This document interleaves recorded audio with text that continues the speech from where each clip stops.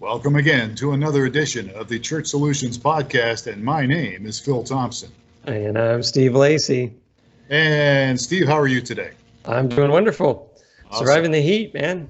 Yeah, it's been hot here in Tucson, Arizona lately. We get some monsoon action, but it's been hot as well. So we hope things are going well for you, wherever you might be at in listening to our podcast.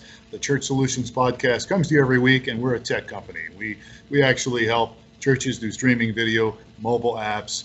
We do content management. We do lots of things outside of tech, too, because Steve and I and probably every member of our team have been involved in ministry for many years. And so we love the church, and we love to enable pastors and not just pastors, but tech people and key volunteers. We want to help you and help your church be productive, reach people, and that's what it's all about. So who's our guest today, Steve? So we have Andrew Statezny back. That's right. So on a different topic. Hi, Andrew. How are you?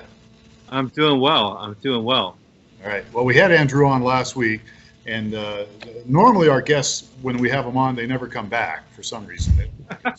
Andrew seems to like us, and I'm kidding, but we've known Andrew for many years. I met Andrew probably 10 years ago or more. He was at Life Church in Oklahoma. He was there for many years.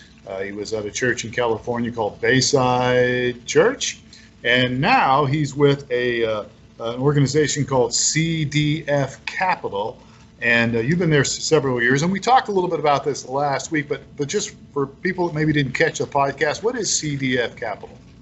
Sure. CDF Capital is a church fund that is 65 plus years old. It has 17,000 account holders that have invested their finances into actually loaning money to churches to build buildings and to build the kingdom. And so I actually sit on the opposite side of that. I don't sit on the financial side. I sit on our leadership consulting side, where we work with pastors to make sure they're healthy, their teams are healthy, that they're fully equipped, and frankly, that they have really good strategies for growth. So, yeah.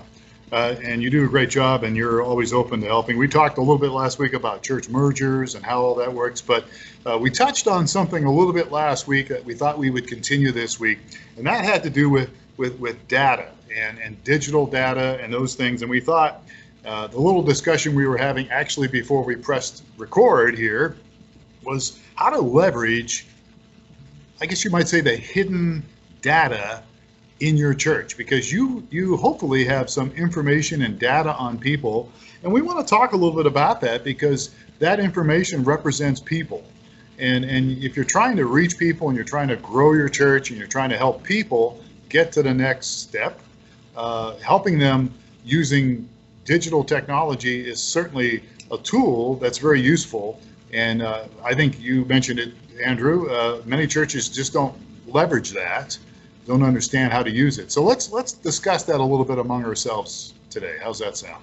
Sure, that sounds great. I first of all, I just want to say thank you to you guys, Bill and Steve. You guys, because you have been involved in hands-on ministry, you understand the necessity. What we're doing is we're pastoring people. Like God, that's what God's called us to do. And you guys have a great company that helps churches. And in the end, like, the result is that people need to take their next step of faith in Christ. They need to take their next step of maybe commitment at their local church.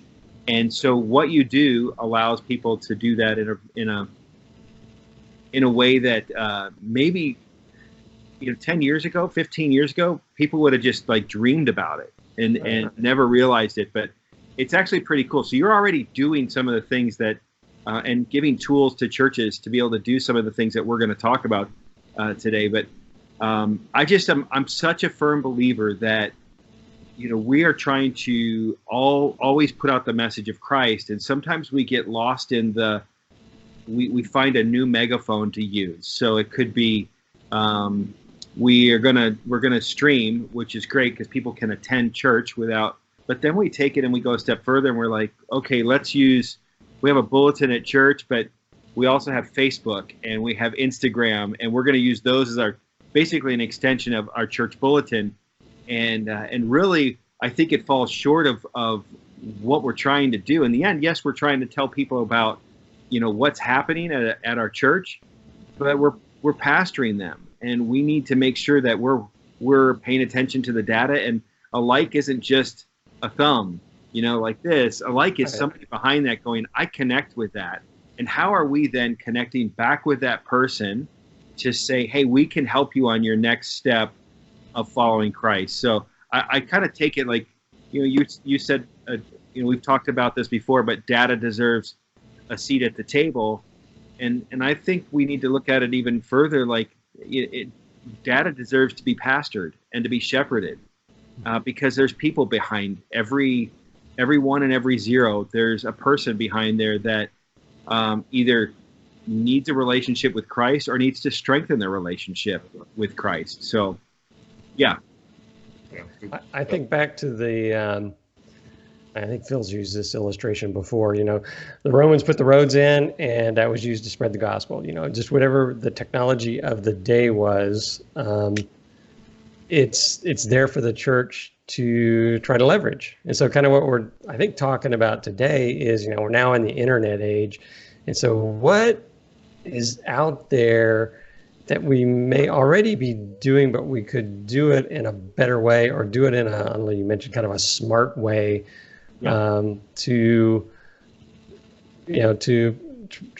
fulfill the gospel, and so we're kind of talking about, I assume, some ways that we can pastor the data. Right now we've not been pastoring the data. We've kind of been, I think there's a lot of within a lot of churches, there's a lot of crisis management, where there's, oh, this is going on this week, we got to address this, and this guy's doing this, and we got to, it's very reactionary.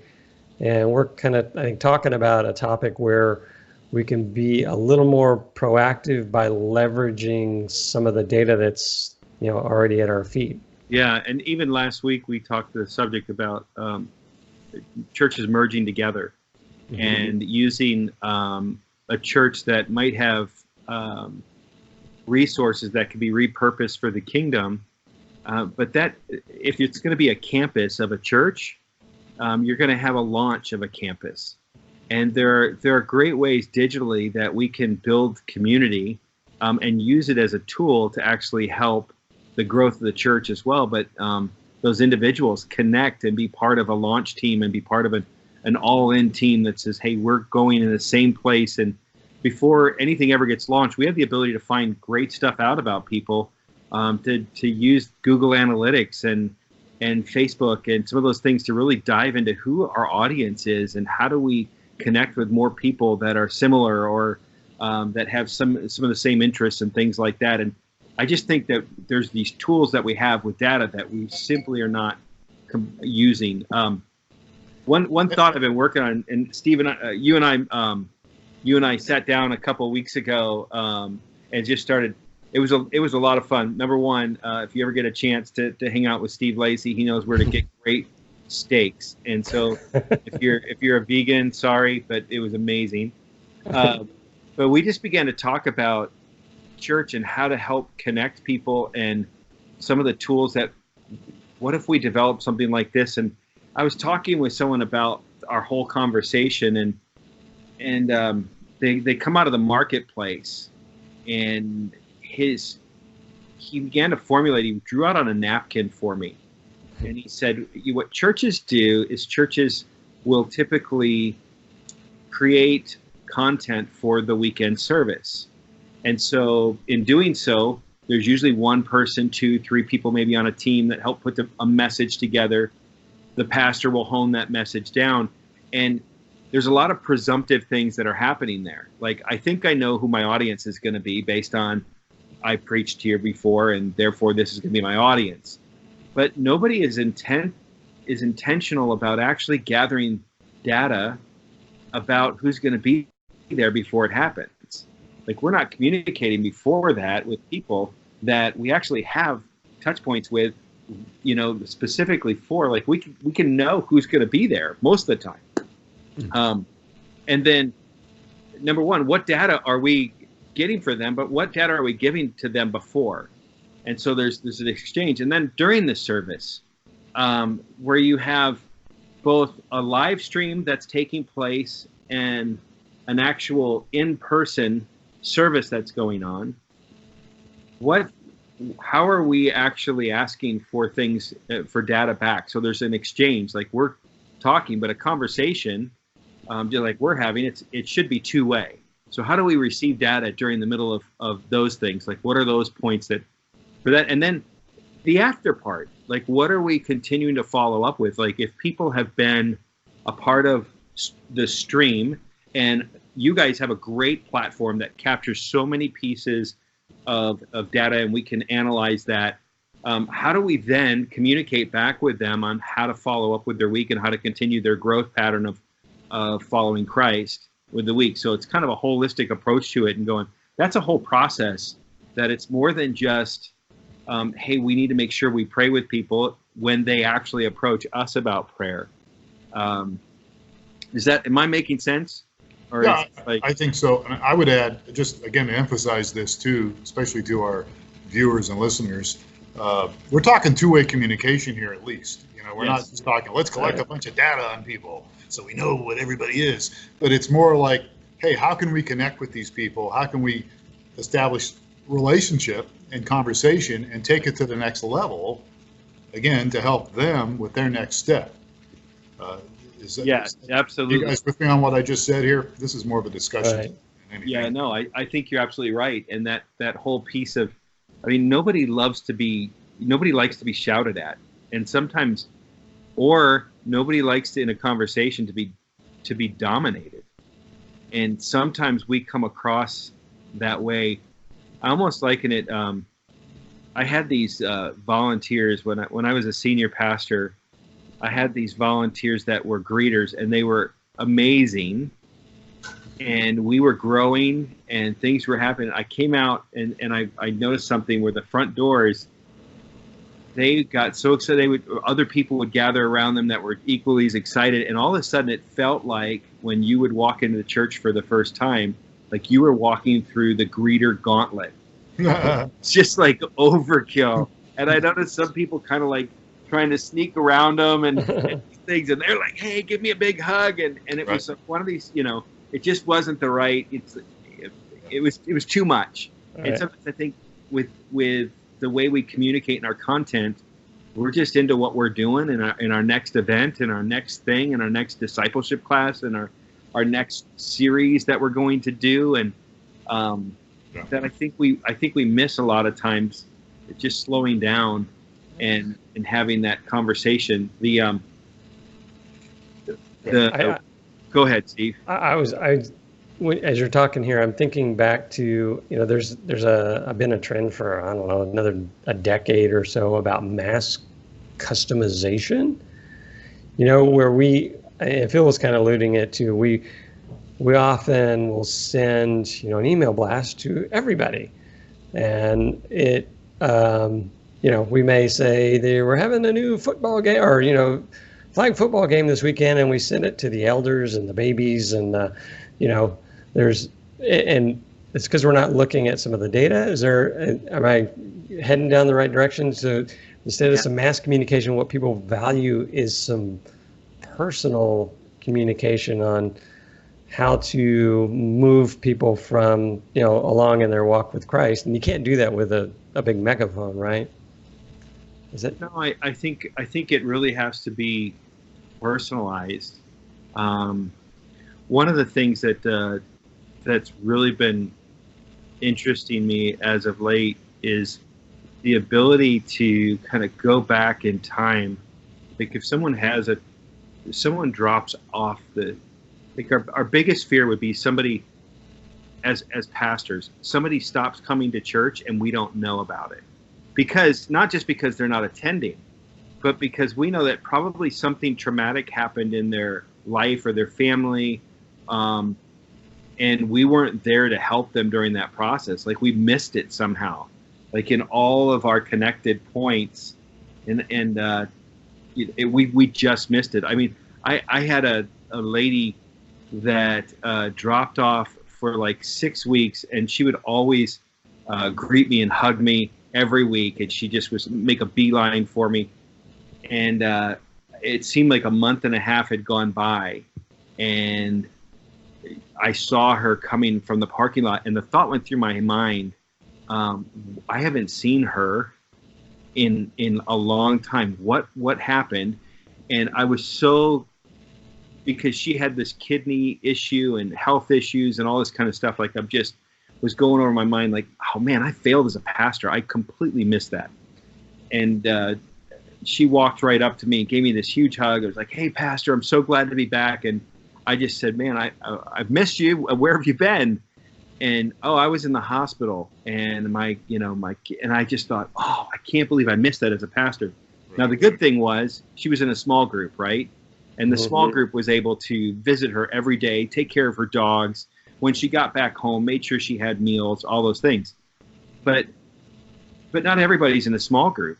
I mean, actually at a church, when a church hits 50, 60% in small groups, everyone's given high fives and, wearing T-shirts like we did it and whatever else. But there are so many people that we miss that on. And so my thought is simply this, is if we were able to analyze data properly, right, could we anticipate when something happens to somebody, like a couple months before, like for instance, if someone gets divorced or is, that could we have known that they were going through some difficult times and be able to be there for them, whatever it might be. So those type of things, like, can we go back in time and analyze after somebody's gone through this and then go, hey, we can actually repeat this? I can see where you're talking about pastoring the data, and we do this with other ministries that we shepherd today. I'll give another example, but I'm kind of getting where you're coming from, where is if you're pastoring the data, you can say, okay, guys, let's take a break from what we're planning for next weekend, and let's look at some, people like or potential, look for indicators of something going on in people's lives that we could proactively address. And I could see where you could, look at the data that would allow you to pastor in that manner. So I'll give an example that we do. It's not in the ministry, but I can see how it would apply. One of the things that Phil does regularly, or we do regularly right now, is we monitor how our ministries are doing with their streaming. And so we've got some algorithms that run that will show either big increases in attendance or big decreases in attendance.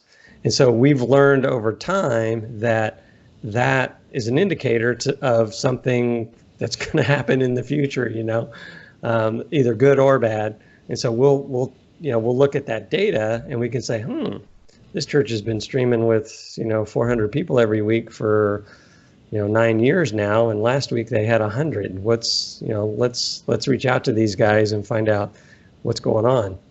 And so, I mean, that's an example I would think of using data or pastoring the data.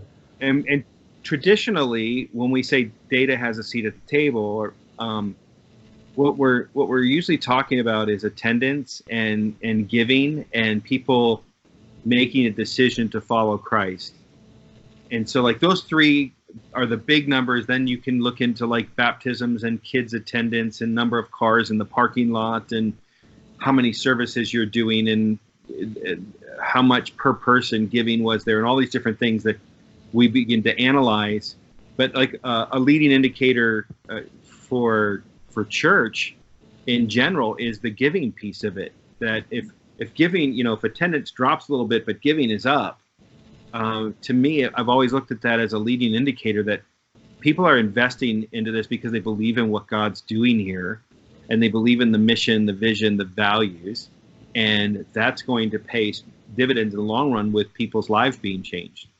Conversely, attendance could be up and giving could be down, and it's also one of those things that you're like, hey, wait, we better pay attention to this, because if we don't, this could come back and bite us, because we have to fund what God's doing here. So those are just some small things that we've used over time. I think for what we're talking about is how do we even dig deeper now that people are visiting our church a half a dozen times or more on different platforms before they ever actually step foot in the door. How do we actually begin that process of pastoring them? and even putting them into giving them opportunities to invest and to give before they've ever stepped foot in the door or participated in a ministry.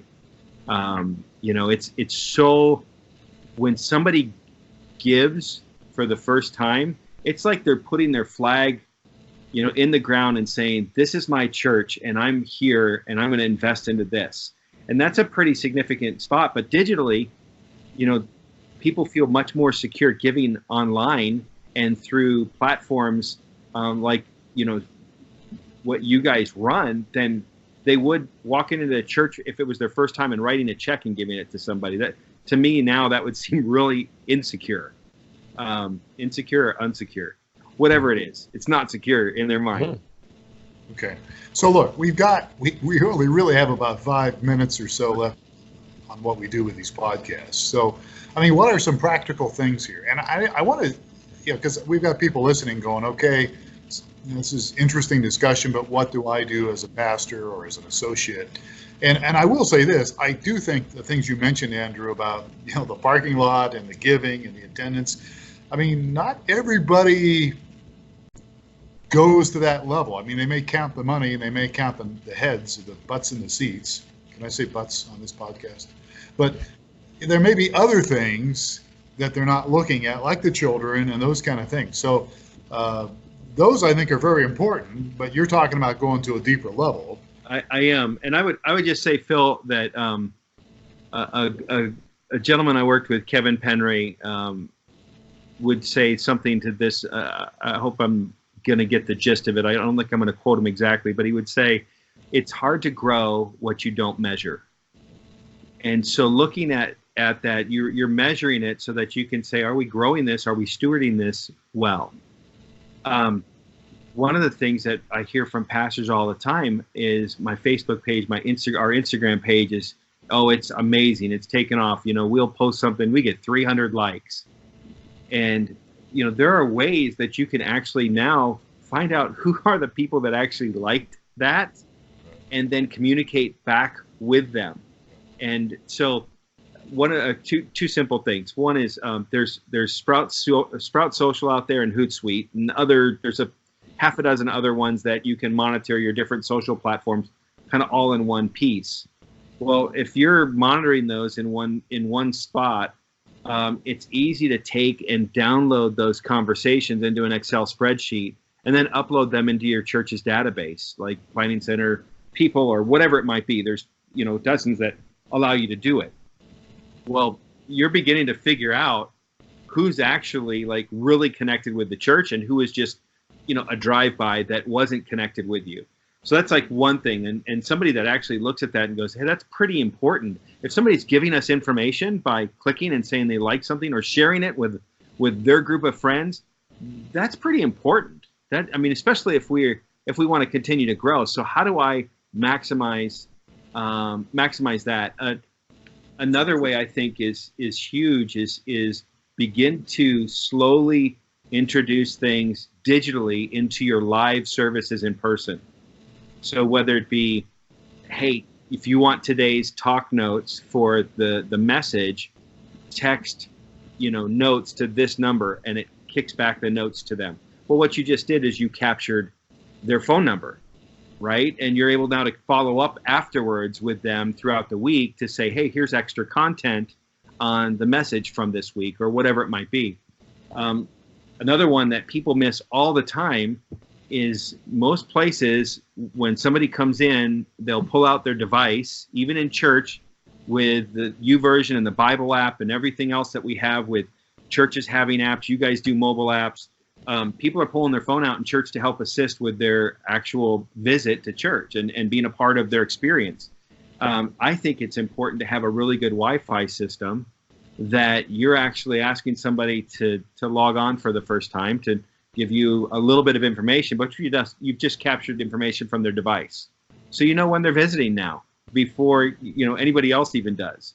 And there's companies out there's companies I partner with, I'm sure you guys partner with some, that's what they do is they take that information and they have networks of tens of thousands of Wi-Fi networks where they've already identified how people shop, where they go for entertainment, where they go to church, and we can actually take that information then and congregate that in a way that says we know how to best communicate with that person. So there's a couple small things. Yeah. We're running out of time here. I don't want to cut Steve off. Will, but I was just thinking about this as you mentioned. My church has a Facebook page. I think every church probably has a Facebook page by now, or they should. But you can see who likes your Facebook page. You can go back and see who likes it. So you can actually go and look at their profile and get some information on them. And I'm not talking in a creepy way, but in a way that, hey, if they've got kids or something, you could maybe point them in the direction of, hey, thanks for liking our page. And did you know we have a kids event coming up, next week at the church? I mean, that would be an example. Unless you're like Life Church or, another large church that you're not getting hundreds of likes every week, you may be getting 5, 10, 15 likes. It's the best time you can spend to take and throw a quick little note to somebody saying, hey, we noticed that you had an interest.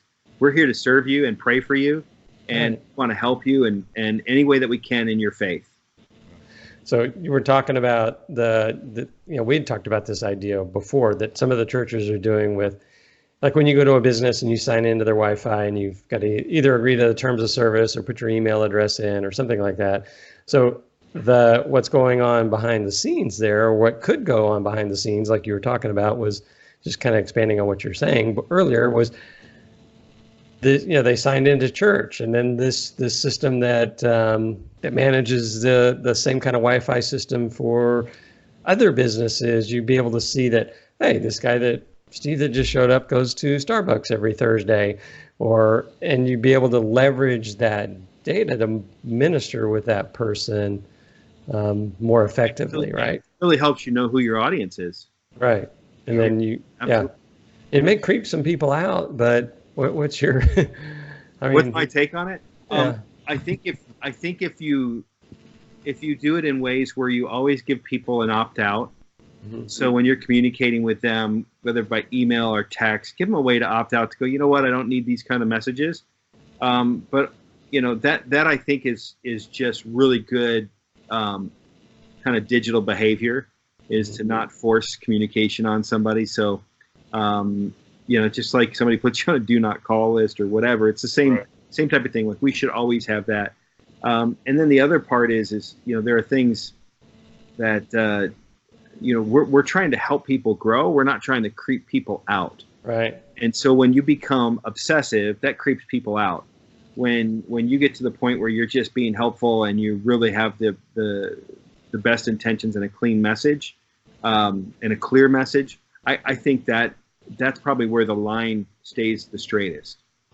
Yeah, absolutely. Right. So look, we're out of time here. I'm sorry, guys, but and look, this is it's a little controversial, I think, a little bit, I'm sure there's people maybe thinking, I'm not sure I like this idea, but that's okay. Think about it. We'd love to get your feedback, but I think our point is, Phil, streaming church was controversial for the longest time. And now it's like churches learn how to leverage what God's doing in the middle of who they are, and they're being able to express that in a way no one ever thought possible. We're talking about, we want to reach people for Christ. In the end, that's the result. Yeah, absolutely. And that's the whole goal. So we've been talking with Andrew Statezny. If you would like to get a hold of Andrew or us, probably the simplest way is just send us an email, support@streamingchurch.tv. Andrew is with CDF Capital. You can just Google that, and if you want to talk to him, you certainly can. Or again, just go through us, and we'll make sure he gets the messages, and we'll connect you with him. So we're out of time, but I think this is a very interesting discussion. And the takeaway here is basically pastor the data, right? Really use this information, leverage some of this data that can help people, not only help your church grow, but help them get to the next step in their relationship with God and in their walk. So that's kind of all we're talking about today. So guys, we're done. I sure appreciate your time today, Andrew. Thank you so much for spending some time with us today. Thanks, guys. And Steve Lacy on the other end there. Thank you, Steve. I'm Phil Thompson, and thank you for spending a little bit of time with us today on the Church Solutions Podcast. We'll catch you again next time. Take care.